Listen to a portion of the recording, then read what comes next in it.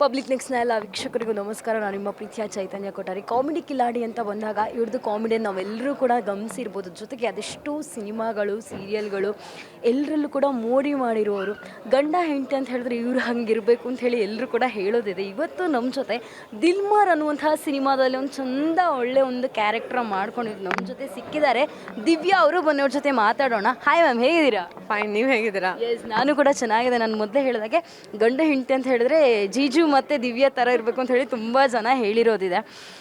ರೀಲಲ್ಲಿ ಈಗ real couple ಕೂಡ ಆಗಿದ್ದೀರಾ. ತುಂಬ ದಿನಗಳಿಂದ ಮಗು ಆದಮೇಲೆ ನಮ್ಮ ಜೊತೆ ಸಿಕ್ಕಿದ್ದೀರಾ. ಇವಾಗ ದಿಲ್ಮಾರ್ ಅನ್ನುವಂತಹ ಸಿನಿಮಾದಲ್ಲಿ ಗಂಡ ಹೆಂಡತಿ ಇಬ್ಬರು ಕೂಡ ಕಮಾಲ್ ಮಾಡ್ಲಿಕ್ಕೆ ಹೊರಟಿದ್ದೀರಾ. ಏನು ಹೇಳ್ತೀರಾ ಇದ್ರ ಬಗ್ಗೆ? ಎಲ್ಲ ತುಂಬ ಒಂದು ಎಕ್ಸೈಟ್ಮೆಂಟ್ ಇದೆ. ಬಟ್ ಒಂದು ಬೇಜಾರು ಏನು ಗೊತ್ತಾ, ಆ್ಯಕ್ಚುಲಿ ತುಂಬ ಸಿನಿಮಾಗಳಲ್ಲಿ ನಾನು ಜೀಜಿ ಅಭಿನಯಿಸಿದ್ದೀವಿ. ಆದರೆ ಹೇಗೆ ಅಂದರೆ ಅವರು ಪ್ರೀ ಇಂಟರ್ವಲ್ ಇರ್ತಾರೆ, ನಾನು ಪೋಸ್ಟ್ ಇಂಟರ್ವಲ್. ಸೊ ಈ ದಿಲ್ಮಾರಲ್ಲೂ ಹಾಗೇ. ಹೇಗೆ ಅಂತ ಹೇಳಿದ್ರೆ ಒಂದು ಸೆಟ್ ಆಫ್ ಒಂದು ಕಡೆ ನಡೆಯುವಂತಹ ಕಥೆಯಲ್ಲಿ ಜೀಜಿ ಅವರಿದ್ದರೆ, ಇನ್ನೊಂದು ಸೆಟ್ ಆಫ್ ಪ್ಯಾರಲಲ್ ನಡೆಯೋ ಕಥೆಯಲ್ಲಿ ನಾನು ಇರ್ತೀನಿ. ಒಟ್ಟಿಗೆ ಕಾಂಬಿನೇಷನ್ ಸಿಕ್ಕಿಲ್ಲ ಇದುವರೆಗೂ. ಮಾಡಿದ್ದೀವಿ, ಇನ್ನು ಅಪ್ಕಮಿಂಗ್ ಬರ್ಬೋದು ಬಹುಶಃ ಅನಿಸುತ್ತೆ. ಸೊ ದಿಲ್ಮಾರ್ ಬಗ್ಗೆ ಹೇಳೋದಾದರೆ, ಆಫ್ಟರ್ ಅ ಲಾಂಗ್ ಬ್ರೇಕ್ ಅಂದಮೇಲೆ ಒಂದು ಸಿನಿಮಾ ಅಂತ ಅದರಲ್ಲಿ ಕಾಣಿಸ್ಕೊಂಡಿದ್ದು ನಾನು. ಬಿಕಾಸ್ ಮಗು ಆದಮೇಲೆ ಟೋಟಲಿ ಸಿನಿಮಾಗಳಿಗೆಲ್ಲ ಒಪ್ಕೊಳ್ತಾ ಇರಲಿಲ್ಲ. ಜಸ್ಟ್ ರಿಯಾಲಿಟಿ ಶೋಸ್ಗಳು ಮಾತ್ರ ಮಾಡ್ತಾ ಇದ್ದೆ. ಬಟ್ ಇದು ಸಿನಿಮಾ ಮಗುಗೂ ಮುಂಚೆನೇ ಆಗಿದ್ದು. ಬಟ್ ಮಗು ಆದಮೇಲೆ ಮಗು ಜೊತೆ ಈ ಸಿನಿಮಾ ನೋಡ್ಬೋದಲ್ಲ, ಆ ಒಂದು ಎಕ್ಸ್ಪೀರಿಯನ್ಸಿಗೆ ಕಾಯ್ತಾ ಇದ್ದೀನಿ. ಆ್ಯಕ್ಚುಲಿ ಟೀಸರಲ್ಲೇ ಒಂದು ತುಣುಕಲ್ಲಿ ನಾನು ಕಾಣಿಸ್ಕೊಂಡಿದ್ದಕ್ಕೆ ಅಯ್ಯೋ ದಿವ್ಯಮ್ಮ ಇದೆ ಅಂತ ಹೇಳಿದ್ಲು. ಸೊ ಏನು ಗೊತ್ತಾ, ಇಷ್ಟು ದಿವಸ ಜಿ ಅವ್ರದ್ದು ಒಂದಷ್ಟು ಸಿನಿಮಾಗಳು ಬರ್ತಾ ಇತ್ತು. ಅದನ್ನೆಲ್ಲ ನಾವು ಟೀಸರ್ ಆಗಿರ್ಬೋದು, ಟ್ರೈಲರ್ ಆಗಿರ್ಬೋದು ತೋರಿಸ್ತಾ ಇದ್ದೆ. ಅದು ನೋಡಿ ಅವಳಿಗೂ ಒಂದಷ್ಟು ಖುಷಿ ಎಲ್ಲ ಆಗ್ತಾಯಿತ್ತು. ಸೊ ಫಸ್ಟ್ ಟೈಮ್ ನನ್ನನ್ನು ನೋಡಿದ್ಲಲ್ಲ, ಸೊ ಹಾಗಾಗಿ ಅವಳ ಫೇಸಿನ ಒಂದು ಎಕ್ಸೈಟ್ಮೆಂಟ್ ಎಕ್ಸ್ಪ್ರೆಷನ್ ನೋಡಿ ನನಗೆ ತುಂಬ ಖುಷಿ ಆಯಿತು. ಇವಾಗ ಜೀಜು ಅವರು ಬ್ಯಾಕ್ ಟು ಬ್ಯಾಕ್ ಈ ವರ್ಷದಲ್ಲಿ ತುಂಬ ಬ್ಯುಸಿ ಆಗಿದ್ದಾರೆ ಅಂತ ಹೇಳ್ಬೋದು. ಜೊತೆಗೆ ತುಂಬ ಸಿನಿಮಾಗಳು ಕೂಡ ಅವ್ರದ್ದು ರಿಲೀಸ್ ಆಗಿದೆ. ಡೆವಿಲ್ ಸಿನಿಮಾದಲ್ಲೂ ಕಾಣಿಸ್ಕೊಳ್ತಾ ಇದ್ದಾರೆ. ಸೊ ಏನು ಹೇಳ್ತೀರಾ ಮ್ಯಾಮ್? ನಿಮ್ಮ ಗಂಡ ಈ ದರ್ಶನ್ ಸರ್ ಜೊತೆ ಆ್ಯಕ್ಟ್ ಮಾಡೋಕ್ಕೆ ತುಂಬ ಜನ ಕಾಯ್ತಾ ಇರ್ತಾರೆ. ಇವರು ಪ್ರತಿಯೊಂದು ಈ ಆ್ಯಕ್ಟರ್ ಜೊತೆ ಅಂತೆಲ್ಲ ಎಲ್ಲ ಆ್ಯಕ್ಟರ್ ಜೊತೆಗಳು ಕೂಡ ಕಾಣಿಸ್ಕೊಳ್ತಾ ಇದ್ದಾರೆ. ಏನು ಹೇಳ್ತೀರಾ? ಇಲ್ಲ, ಅದು ನಮ್ಮ ಸ್ಯಾಂಡಲ್ವುಡ್ಡಲ್ಲಿ ಎಲ್ಲರೂ ಘಟಾನುಘಟಿಗಳು ನಟರೇ ಇರೋದಾಯಿತು. ಒಬ್ರಿಗಿಂತ ಒಬ್ಬರು ಕಮ್ಮಿ ಇಲ್ಲ, ಎಲ್ಲರೂ ಕೂಡ. ಸೊ ಉಪೇಂದ್ರ ಸರ್ ಆಯಿತು, ಶಿವಣ್ಣ ಆಯಿತು, ಅಪ್ಪು ಸರ್ ಆಯಿತು, ಯಶ್ ಸರ್ ಆಯಿತು, ಆಮೇಲೆ ಕಿಚ್ಚ ಸುದೀಪ್ ಸರ್ ಆಯಿತು. ಸೊ ಡಿ ಬಾಸ್ ಜೊತೆ ಸಿನಿಮಾ ಆಗಿಲ್ವಲ್ಲ ಅನ್ನೋದು ಹೆಂಡತಿಯಾಗಿ ನನಗೊಂದಿತ್ತು. ಯಾಕಂದರೆ ಅವ್ರ ಜೊತೆ ಸಿನಿಮಾ ಆಗಿಬಿಟ್ಟಿದ್ರೆ ಒಂದು ಓವರಾಲ್ ಒಂದು ಸರ್ಕಲ್ ಆಗ್ತಿತ್ತಲ್ಲಪ್ಪ ಅನ್ನೋದೊಂದಿತ್ತು. ಆ ಆಸೆನೂ ಈಡೇರೋಯ್ತು. ಆ್ಯಂಡ್ ಇವತ್ತು ಧ್ರುವ ಸರ್ಜಾ ಸರ್ ಬಂದಿದ್ದರು, ಅವ್ರ ಜೊತೆ ಒಂದು ಸಿನಿಮಾ ಸೈನ್ ಆಗಿದೆ. ಸೊ ನನಗೆ ಅದೊಂಥರ ಖುಷಿ ಆಗುತ್ತೆ. ಯಾಕೆ ಗೊತ್ತಾ, ಒಂದು ಸಣ್ಣ ಒಂದು ಹಳ್ಳಿಯಿಂದ ಬಂದು ಒಂದು ವೇದಿಕೆಯಲ್ಲಿ ಒಂದು ಹೆಸರು ಮಾಡಿ ಆ ವೇದಿಕೆಯಿಂದ ಸಿನಿಮಾ ಜರ್ನಿನ ಶುರು ಮಾಡಿದಾರಲ್ಲ ಅವರು. ಸೊ ಎಲ್ಲ ಒಂದು ಕಡೆ ತುಂಬ ಹತ್ತಿರದವಳಲ್ವ ನಾನು, ಅರ್ಧಾಂಗಿ ಅಲ್ವಾ. ಸೊ ಹಾಗಾಗಿ ಖುಷಿ ಆಗುತ್ತೆ, ಇದನ್ನೆಲ್ಲ ನೋಡಿದ್ರೆ ಖುಷಿ ಆಗುತ್ತೆ. ಆ್ಯಂಡ್ ನೆಕ್ಸ್ಟ್ ಪ್ರಜ್ವಲ್ ದೇವರಾಜ್ ಸರ್ದು ಕರಾವಳಿ ಬರ್ತದೆ, ಕರಾವಳಿಲೂ ಇದ್ದಾರೆ ಅವರು. ಹೌದು. ಸೊ ಹಾಗಾಗಿ ಅವರ ಜರ್ನಿ ಹೀಗೆ ಬ್ಯುಸಿಯಾಗಿರಲಿ ಅಂತ ಹೇಳೋಕ್ಕೆ ಇಷ್ಟಪಡ್ತೀನಿ. ಮೂಲತಃ ಇಬ್ಬರೂ ಕೂಡ ರಿಯಾಲಿಟಿ ಶೋ ಮೂಲಕ ರೀಲಲ್ಲಿದ್ದವ್ರು ಇವಾಗ ರಿಯಲ್ ಲೈಫಲ್ಲಿ ಕಪ್ಪಲ್ ಆಗಿದ್ದೀರಾ ಮ್ಯಾಮ್.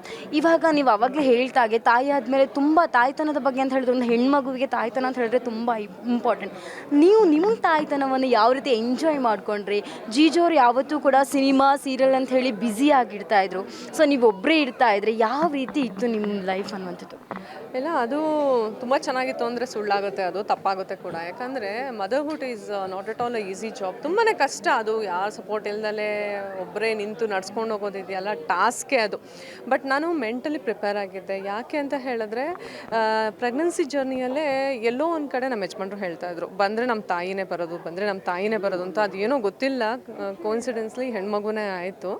ಹಾಗಾಗಿ ನನಗೆ ಅವಳು ಹುಟ್ಟಿದ ತಕ್ಷಣ ನನಗೆಲ್ಲೋ ಇಂಡೈರೆಕ್ಟಾಗಿ ಒಂದು ಜವಾಬ್ದಾರಿ, ಅಂದರೆ ನಮ್ಮ ಯಜಮಾನ್ರು ತಾಯಿ ಮತ್ತೆ ಹುಟ್ಟು ಬಂದಿದ್ದಾರೆ ಅಂದರೆ ನೋಡಿ ಅದೊಂಥರ ಖುಷಿನೇ ಅಲ್ವಾ, ಒಂದು ಹೆಚ್ಚು ಜವಾಬ್ದಾರಿ. ಅದಕ್ಕೆ ಅವಳ ಬಗ್ಗೆ ಹೆಚ್ಚು ಕಾಳಜಿ. ಹಂಗಾಗಿ ಸೊ ಅವಳ ಒಂದು ಪೋಷಣೆಯಲ್ಲಿ ಸ್ವಲ್ಪ ಬ್ಯುಸಿ ಆಗಿದೆ. ಬಟ್ ನನಗೆ ಎಲ್ಲೂ ಅನಿಸ್ಲಿಲ್ಲ ನಾನು ಕಳೆದೋದೆ ಅದು ಇದು ಅಂತ ಏನೂ ಅನಿಸ್ತಿಲ್ಲ. ಬಿಕಾಸ್ ಜಿ ಅವರ ಗ್ರೋತಲ್ಲೇ ನಾನು ಖುಷಿಯಾಗಿದ್ಬಿಟ್ಟೆ.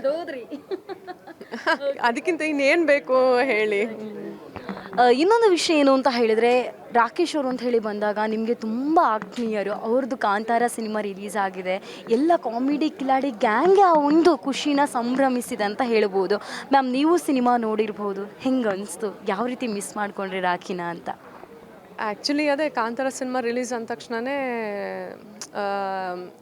ರಾಕಿ ಕ್ಯಾರೆಕ್ಟರ್ ಹೇಗಿರ್ಬೋದು ಅನ್ನೋದಿತ್ತು. ಯಾಕಂದರೆ ಅವನಿದ್ದಾಗ ಅವನ ಬಾಯಲ್ಲಿ ಕೇಳಿರೋದಿತ್ತು, ನನಗೊಂದು ಒಳ್ಳೆ ಪಾತ್ರ ಸಿಕ್ಕಿದೆ ಆಗ ನೋಡ್ತಾ ಇರಿ ದೊಡ್ಡ ಸ್ಕ್ರೀನಲ್ಲಿ ಇರ್ತೀನಿ ಹಾಗೆ ಹೀಗೆ.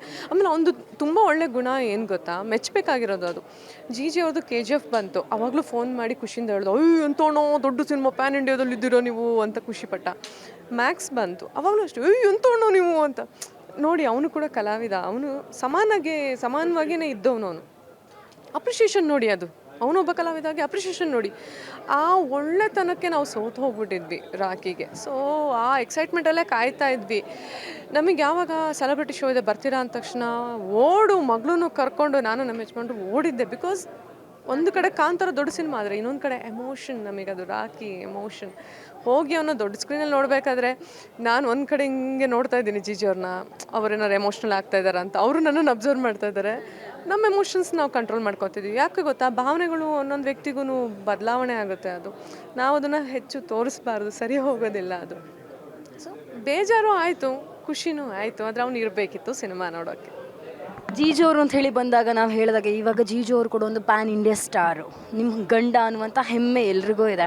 ಜೊತೆಗೆ ಮಗಳಿಗೊಂದು ಒಳ್ಳೆ ಹೆಸರಿಟ್ಟಿದ್ದೀರಾ ಅಂತ, ಆ ಹೆಸರಲ್ಲೂ ಏನೋ ಒಂದು ಮೀನಿಂಗ್ ಜೊತೆ ನೀವು ಅವಳನ್ನ ಜೊತೆ ಅಳವಡಿಸ್ಕೊಂಡಿದ್ದೀರಂತೆ.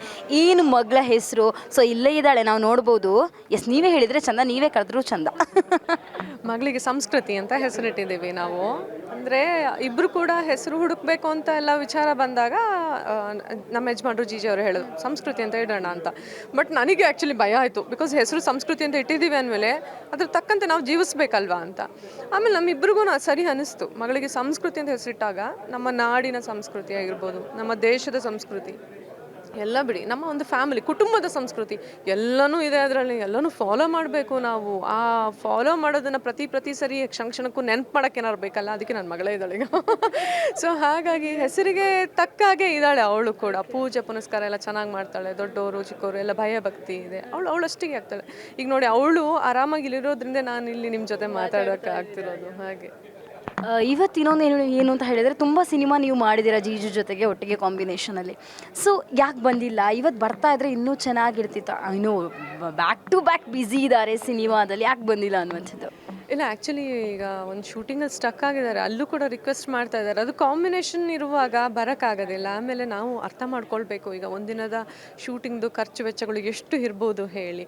ಅಂತೂ ರಿಕ್ವೆಸ್ಟ್ ಮಾಡಿದರು, ಬಟ್ ಸಾಧ್ಯತೆಗಳು ಕಡಿಮೆ ಇದೆ ಅನ್ನುವಾಗ ಇರಲಿ ಪರವಾಗಿಲ್ಲ, ನೆಕ್ಸ್ಟು ಇನ್ನು ಟ್ರೈಲರ್ ಇದೆ ಅಲ್ಲ, ಪ್ರೀ ರಿಲೀಸ್ ಈವೆಂಟ್ ಇರುತ್ತೆ, ಆವಾಗ ಬರ್ತೀನಿ ಅಂತ ಒಪ್ಕೊಂಡ್ರು. ನಾನು ಆವಾಗಲೇ ಹೇಳಿದೆ, ಜೀಜು ಅವರು ದೆವಿಲ್ ಸಿನಿಮಾದಲ್ಲಿ ಆ್ಯಕ್ಟ್ ಮಾಡ್ತಾ ಇದ್ದಾರೆ ಅಂತ ಹೇಳಿ. ನೀವು ಸೆಟ್ಟಿಗೆ ಏನಾದರೂ ಹೋಗಿದ್ದಿದೆಯಾ? ಫಿಲ್ಮ್ ಸೆಟ್ಟಿಗೆ ನೀವು ಹೇಳ್ತಾ ಇದ್ರಿ, ದರ್ಶನ್ ಸರ್ ಅಂದರೆ ನಿಮಗೂ ಕೂಡ ತುಂಬಾ ಇಷ್ಟ ಮ್ಯಾಮ್. ಸೊ ಸೆಟ್ಟಿಗೆ ಹೋಗಿದ್ದೀರಾ? ಯಾವ ರೀತಿ ಶೂಟೆಲ್ಲ ನಡೀತಾ ಇತ್ತು ನೋಡಿದ್ದೀರಾ ಅಂತ ಹೇಳಿ? ಇಲ್ಲ, ಆ್ಯಕ್ಚುಲಿ ಸೆಟ್ಟಿಗೆ ಹೋಗಿಲ್ಲ ನಾನು. ಅಂದರೆ ಅವ್ರದ್ದು ಸುಮಾರು ಸಿನಿಮಾಗಳೆಲ್ಲ ನಡೆಯುತ್ತೆ, ಬಟ್ ನಾನು ಸೆಟ್ಟಿಗೆ ಹೋಗೋದು ಬಹಳ ಕಡಿಮೆ. ಬಟ್ ಕರಾವಳಿ ಸಿನಿಮಾ ಸೆಟ್ಟಲ್ಲಿದ್ದೆ. ಬಿಕಾಸ್ ಅದು ಕಂಪ್ಲೀಟ್ಲಿ 25 ದಿವಸದಿಂದ 30 ದಿವಸ ಔಟ್ಡೋರ್ ಶೂಟ್ ಇದ್ದಿದ್ದರಿಂದ ಮಗು ಸಣ್ಣವಳು, ನಾನು ನೋಡ್ಕೊಳ್ಳೋಕೆ ಕಷ್ಟ ಆಗುತ್ತೆ ಅಂತ ಆ ಸೆಟ್ಟಿಗೆ ಹೋಗಿದ್ದು. ಬಿಟ್ಟರೆ ಇನ್ಯಾವ ಸೆಟ್ಟಿಗೂ ನಾನು ಹೋಗೋದಿಲ್ಲ. ಆ್ಯಂಡ್ ಇಲ್ಲ, ಅಂದರೆ ನಾವು ಪ್ರೊಫೆಷ್ನಲ್ಲಿ ತುಂಬ ಹೆಂಗೆ ಅಂದರೆ ಅವರ ಪ್ರೊಫೆಷ್ನಲ್, ಅವರ ಕ್ಯಾರೆಕ್ಟರ್ ಅಷ್ಟು ಎಲ್ಲೂ ಬಿಟ್ಕೊಡೋದಿಲ್ಲ. ಇವನ್ ನಾನು ಅಷ್ಟೇ, ಒಂದು ಸಿನಿಮಾ ಮಾಡಿದ್ರೆ ನನ್ನ ಪಾತ್ರ ಹೇಗಿತ್ತು, ಚೆನ್ನಾಗಿತ್ತು ರೀ, ನನಗೆ ಖುಷಿ ಆಯಿತು, ಇಷ್ಟೇ. ಕಂಪ್ಲೇಂಟ್ಸ್ ಕೂಡ ಆಗಿಲ್ಲ, ಅದ್ರದ್ದು ಏನೂ ರಿವೀಲ್ ಮಾಡಲ್ಲ. ಬಟ್ ಒಂದು ವಿಚಾರ ನನಗೆ ಅದೇನೋ ಗೊತ್ತಿಲ್ಲ, ಮ್ಯಾಜಿಕಲಿ ಆಗೋಯ್ತು. ಹೇಗೆ ಅಂದರೆ ದರ್ಶನ್ ಸರ್ ಜೊತೆ ಮಾತಾಡ್ತಾ ಇದ್ರಂತೆ ಒಂದು ಸೈಕಲ್ ಗ್ಯಾಪಲ್ಲಿ. ನಾನು ಫೋನ್ ಮಾಡಿದ್ದೀನಿ ಇಮಿಡಿಯೇಟಾಗಿ. ಸೊ ಆವಾಗ ಅವರು ನನ್ನ ವೈಫ್ ಸರ್ ಅಂದಿದ್ದಕ್ಕೆ, ಹೌದಾ, ನಾನು ಅವ್ರದ್ದು ಕಾಮಿಡಿ ಎಲ್ಲ ನೋಡ್ತಿದ್ದೆ, ಅವರು ಮಂಗಳೂರು ಸ್ಲ್ಯಾಂಗದು ಒಂದು ಸತಿ ನಲ್ಲಿಲಿ ನೀರು ಹಿಡಿಯೋಕ್ಕೋಸ್ಕರ ಜಗಳ ಮಾಡ್ತಿದ್ರಲ್ಲ, ಮರೇನೋ ಹಾಗೇನೋ ಹೇಳಿದ್ರಂತೆ. ಸೊ ನನಗೆ ಅದು ಥ್ರಿಲ್ ಆಯಿತು.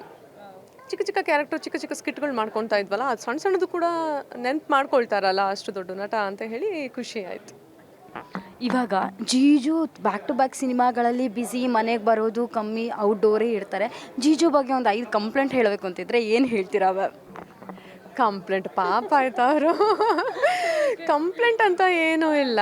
ಅಂದರೆ ಅದು ನಮ್ಮ ಈ ಸಿನಿಮಾ ರಂಗದಲ್ಲಿ ಕಾಮನ್. ಹೇಗೆ ಅಂದರೆ ಮಗು ಮಲಗಿರುತ್ತೆ, ಅವಳು ಹೇಳೋ ಮುಂಚೆನೇ ಹೋಗಿ ಬಿಡ್ತಾರೆ, ಆಮೇಲೆ ಮತ್ತೆ ಮಲಗಿರ್ತಾಳೆ, ಅಷ್ಟು ಲೇಟ್ ನೈಟಿಗೆ ಬರ್ತಾರೆ. ಆಮೇಲೆ ಇನ್ನೊಂದು ಅದೊಂದಷ್ಟು ಇನ್ನೇನಿಲ್ಲ ಪಾಪ. ಅಂದರೆ ಅನಿವಾರ್ಯ, ಲೊಕೇಶನ್ಸ್ ಬೇರೆ ಬೇರೆ ಕಡೆ ಇರುತ್ತೆ, ಅದೆಲ್ಲ ಅನಿವಾರ್ಯ.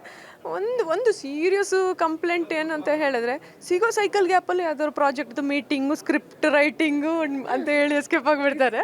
ಬಟ್ ಗುಡ್, ಬ್ಯುಸಿಯಾಗಿದ್ದಾರಲ್ಲ, ಅದೊಂದು ಖುಷಿ ಇದೆ. ನಾನು ಆವಾಗಲೇ ನಿಮ್ಮ ಮಗಳ ಬಗ್ಗೆ ಹೇಳಿದೆ, ಅಷ್ಟು ಮಗಳು ಯಾವತ್ತೂ ನಾವು ನೋಡಿಲ್ಲ, ಆನ್ ಸ್ಕ್ರೀನ್ ಆಗಿರ್ಬೋದು, ಆಫ್ ಸ್ಕ್ರೀನ್ ಆಗಿರ್ಬೋದು. ಇವಾಗ ಒಂಚೂರು ನಾವು ಮಗಳ ಹತ್ರ ಮಾತಾಡ್ಸೋಣ. ಸಂಸ್ಕೃತಿ ಟ್ರೈ ಮಾಡಿ ಎಸ್ ಬನ್ನಿ. ಹಾಯ್ ಹಾಯ್ ಸಂಸ್ಕೃತಿ. ಎಸ್ ನಿಮ್ಮ ಹೆಸರೇನು? ಐಸ್ ಕ್ರೀಮ್ ಕೊಡಿಸ್ತಾನೆ. ನಿಮ್ಮ ಹೆಸರೇನು? ಹಾಂ ಮಾತಾಡಲ್ವಾ? ನಿಮ್ಮ ಪಪ್ಪನ್ನ ನಾವು ಸಿನಿಮಾದಲ್ಲೆಲ್ಲ ನೋಡಿದ್ದೇವೆ. ನಿಮ್ಮ ಪಪ್ಪಂದು ನಾನು ದೊಡ್ಡ ಫ್ಯಾನ್. ಏನು ಹೇಳ್ತೀರಾ? ಜೀಜಿ ಅಪ್ಪನ ಫ್ರೆಂಡು ನಾನು. ಎಷ್ಟನೇ ಕ್ಲಾಸು? ಸ್ಕೂಲಿಗೆ ಹೋಗ್ತಾ ಇದೆಯಾ? ನೀನು ಶ್ಲೋಕ ಎಲ್ಲ ಹೇಳ್ತೀಯ ಅಂತ ಹೌದಾ? ಸಾಂಗ್ ಎಲ್ಲ ಹೇಳ್ತೀಯ ಅಂತ ಹೌದಾ? ಮಾಡ್ತೀರಾ? ಒಂದು ಸಾಂಗ್ ಹಾಡಿ ನಮಗೋಸ್ಕರ. ಶಿವ ಶಿವ ಶಿವ ಶಿವ ಹೇಳು ಪಾಪ. ಒಂದು ಕಿಶ್ ಕೊಡೋಕೆ ನನಗೆ. ಏನು ಮಾಡಲ್ಲ. ಹಾಯ್ ಮಾಡಿ ಎಲ್ರಿಗೂ ಹಾಯ್ ಮಾಡಿ ಸಾಕು. ಹಾಯ್ ಮಾಡಿ ಹಾಯ್. ಏನು ಮಾಡಿದ್ರು ಜೀಜು ಮಗು ಅಂತೂ ಮಾತಾಡಲ್ಲ. ಬಟ್ ದಿಟ್ಟೋ ಕಾಪಿ ಅವ್ರ ಥರನೇ ಇದ್ದಾಳೆ ಇವಳು. ಸೊ ಕೇಳಿದ್ರಲ್ಲ ದಿವ್ಯಾ ಅವರು ಯಾವ ರೀತಿ ಜಾಯ್ಲಾಗಿ ಇಡ್ತಾರೆ, ನಮ್ಮ ಜೊತೆ ಅದೇ ರೀತಿ ಮಾತಾಡಿದ್ದಾರೆ. ಬ್ಯಾಕ್ ಟು ಬ್ಯಾಕ್ ಅವರು ಕೂಡ ಸಿನಿಮಾಗಳಲ್ಲಿ ಸಿಕ್ಕಾಪಟ್ಟೆ ಬ್ಯುಸಿ ಆಗಿದ್ದಾರೆ. ಇದೇ ರೀತಿ ಇರಲಿ ಅಂತ ಹೇಳಿ ನಾವು ಕೂಡ ಕೇಳಿದ್ರಲ್ಲ ವೀಕ್ಷಕರು. ಇದು ದಿವ್ಯಾ ಅವರು ಆಡಿರುವಂಥ ಮಾತಿದಾಗಿತ್ತು. ಕ್ಯಾಮ್ರಾ ಪರ್ಸನ್ ರುದ್ರೇಶ್ ಅವ್ರ ಜೊತೆ ಚೈತನ್ಯ ಕೊಟ್ಟ ರಿಪಬ್ಲಿಕ್ ನೆಕ್ಸ್ಟ್ ಬೆಂಗಳೂರು.